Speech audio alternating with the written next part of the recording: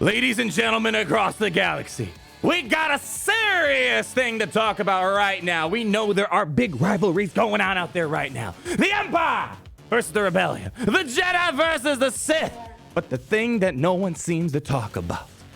The droids versus the Wookiees. Which side are you on? Hit like if you're Wookiee gang for life, or hit like if you're droid gang till you die. But let me tell you, that point, this rivalry is completely irrelevant because there's one person, or should I say two people, coming together to bridge that gap. And that is going to be Threepio and Chewbacca, ladies and gentlemen. Any second now, Gary, if you want to put it on the screen so we can talk about it. Wow, you can really do your job well. Anyways, Threepio and Chewbacca, or more famously known as Three-Pock for major songs like Rip 'Em Up and Dear Leia. We actually put out a poll the other day on my channel. Thank you for everyone who participated in it. We had 17.9 thousand votes, and it seems like you guys like Three-Pock. I'm down for Three-Pock because I'm not saying Threepio and Chewie for all of eternity. So Three-Pock, Chewpio, Three-Pock, a lot of names out there, but I love Three-Pock right here. But besides just the name, I'm loving what Three-Pock is bringing to Star Wars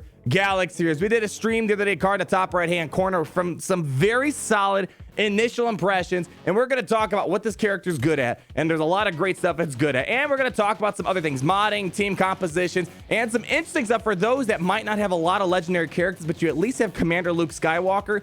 Threepio and Chewie, our boys Three-Pock, can probably get some major work done for you. Before we get into, I want to talk about mods because there's a lot of interesting ways to mod Three-Pock here. One, the first way I started modding him during my stream yesterday is for a lot of health and crit damage triangle, and he had over 100,000 combined health, and then protection was another like 40, 56,000 right there. Really cool seeing how great his stats can amplify, and because of his kit, as we're going to talk about today, you can bolster that even more. So he is a very durable attacker. But the modding that I find to be most useful is an offense set. Offense set with the offense triangle as well as offense on the cross right here. And I even put offense on the arrow right here because he hits pretty darn hard, as we're going to talk about today. So Gary, roll on the footage. Let's break down our conversation. First initial impressions of Three-Pock. Very solid character. Is it going to break the game? No, but it's a very great addition to the Rebel crew. And we also have some footage with Three-Pock and droids. So if you're someone that maybe doesn't have any legendaries, well, we show that he works in some of the classic droid nuke lineups of the previous years in the past. It's really cool seeing him have a lot of different ways to be utilized between the droids and rebels. And there was a Wookiee tag originally inside of the kit reveal originally, but they removed it about an hour or two later. So that might be hinting there's more to come for this character, and I bring that out there because one of the things about valuing a character is, will they be used for anything important in the game, a legendary or some sort? I'm not sure if he's going to be used for a legendary. We'll talk more about that towards the end, but let's get into the gameplay. First battle we're seeing here, the first battle we actually started off with our live stream the other day. Thank you guys, by the way, for coming. Always great to see you guys and hang out with all of you while we learn about these new characters. We ran up against Supreme Leader Kylo. Now, I have been seeing some people claim that Three-Pock can beat Supreme Leader Kylo, and I definitely think that's the case if there's not a double tank. I'm seeing a lot of footage up against non-optimized Supreme Leader Kylo teams. Frankly, I'm kind of surprised we still see defensive footage of non-full First Order teams because you need a full First Order team to stop the Terminator through Hux, and double tanks are very annoying to deal with. So point being, if you're going to go up against Supreme Leader Kylo, single taunting teams probably will be somewhat manageable for Three-Pock and the Rebel crew to get through, but double tanks is a bit trickier because you only have one buff immunity, and the buff dispels from the legendary Chewbacca and Three-Pock aren't enough to stop the taunts because unless you have buff immunity, the taunts are going to reoccur. So full First Order with double tanks are going to be the tricky lineup, but it does seem like out there with some people showing it that non-optimized one tank Kylo Ren teams are going to be beatable, which is good. But now the things that were really working just out the gate right away, if you saw my reactions just while we were streaming, we went up against one of the fastest Darth Revan teams in the world. In a moment, we're going to come across Darth Revan with 350 speed. He didn't even get a turn, really. Got like one turn, and that was when we blew apart his team. But then we had General Anakin Skywalker.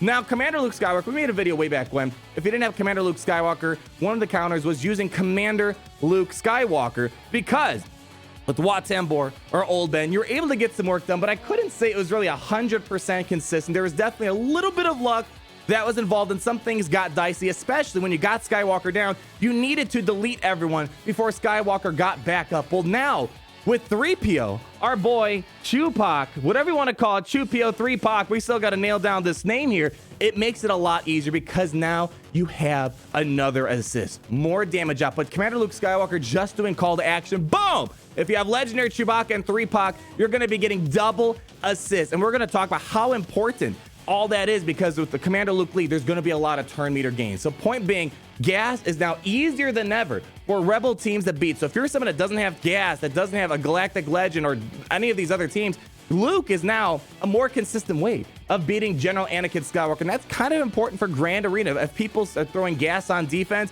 this is going to be a pretty easy way to walk over because all the massive damage and the massive assists that are coming from this team. Now, this Darth Revan team are going up against. I showed in the stream that this is one of like the top 10 fastest Darth Revan teams in the world. For Galaxy Heroes, big shout out to Chewie Mona Lisa. I still can't nail the French. Everyone was trying to correct my French in the stream, but he has one of the fastest Darth Revan in the world, 350 speed, but with the double assist coming from both of the Chewbacca's here, the Commander Luke lead is getting supercharged even more. Firstly, when Han opens up at the very beginning, Han shoots first, he attacks twice, and he's getting 2 assists. So your opening move with the Rebels now, if you have Han Solo, you're getting 4 attacks in at the very beginning of the battle, which is crazy absurd. But then when you look at Rebel maneuvers on the lead, whenever an enemy resists a detrimental effect, Rebel allies gain 5% turn meter. There is so much turn meter gain on this team because now you're getting more hits, and especially if you have the legendary C-3PO, you're applying debuffs with exposes, and that's why when you're getting those 4 hits at the beginning, you're also getting about 4 exposes from C-3PO because Rebel basics also apply expose. You can delete characters right at the very beginning. You're not just getting a stun anymore through Han Solo, you're deleting a character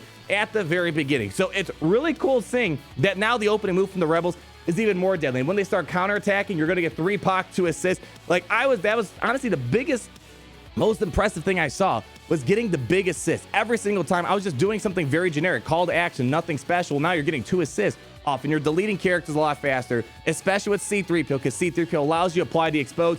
You're churning out so much damage out there, which is really kind of cool. And we battled a couple other teams out there. General Grievous, right now we're seeing a traditional full Rebel team go up against Grievous. You can beat that, but later on you're going to see that we went up against Grievous without C-3PO, without the legendary Chewbacca, and we just went in with a Scareful Pathfinder, Cara Dune at gear 12, and then we had Han Solo CLS and the Three-Pock.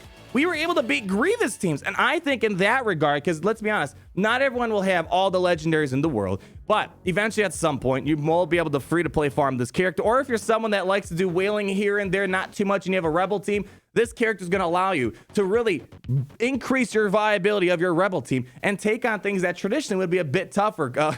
Luke, without especially C-3PO and the Chewbacca, kind of a tough battle up against Grievous, but we went up against Gear 13 Relic Grievous teams with Gear 12 Cara Dune and Scareful Pathfinder and just Three-Pock, and you were getting the job done.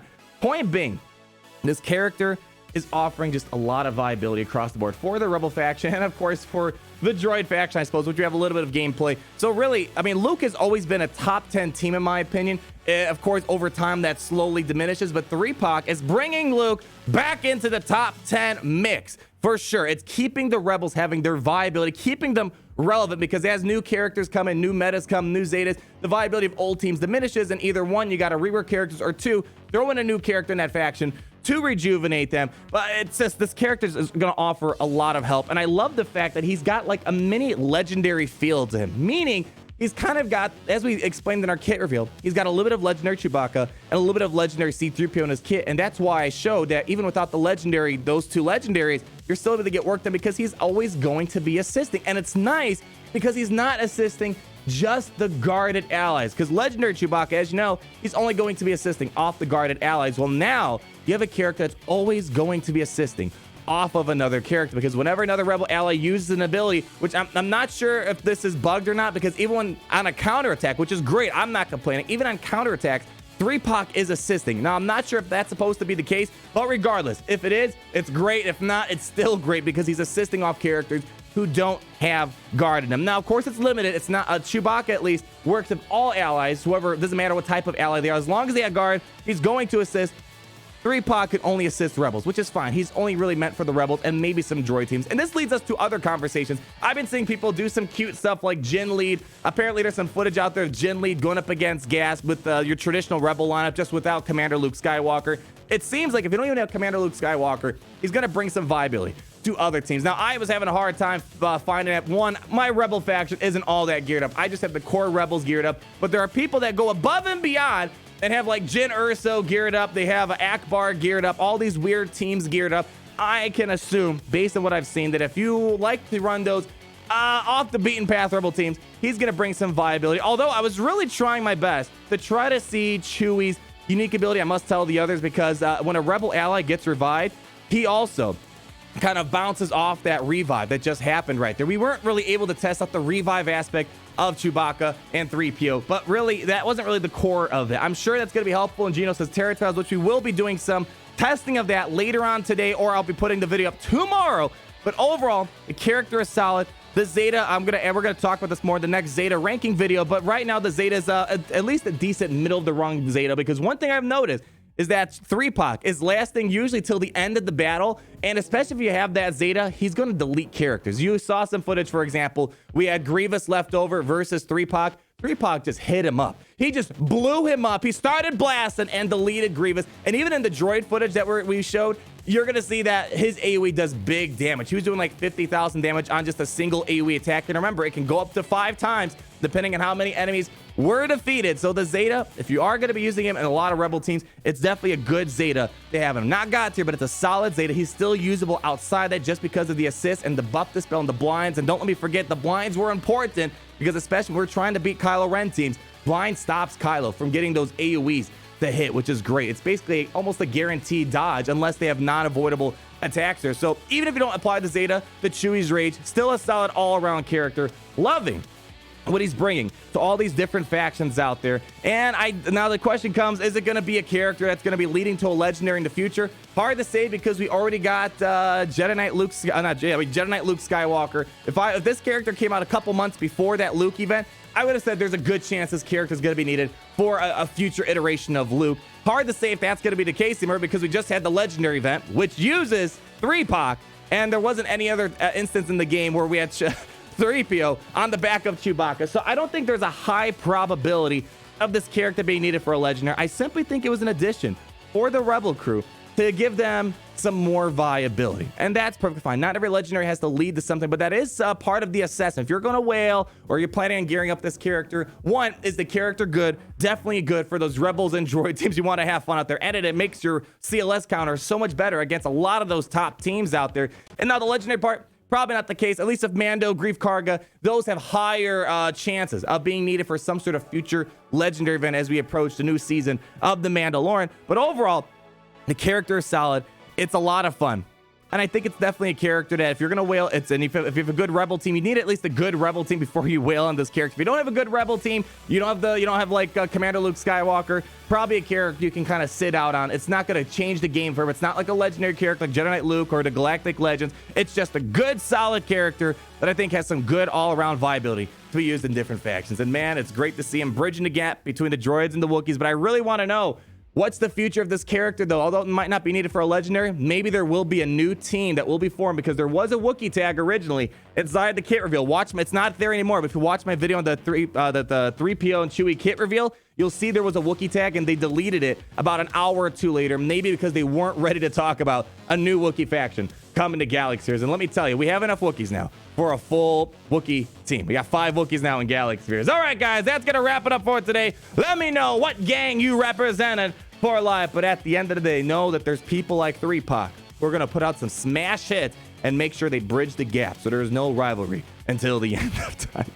Like, if you guys did enjoy the video, comment down below on all your beautiful thoughts. And be sure to subscribe so you're not missing a thing. Thank you guys so much for coming out and watching the videos and hanging out with me. And of course, we'll see you guys in the next video. Gary, are you going to do it? Are you actually going to do it today? Roll out the outro. Oh, boy.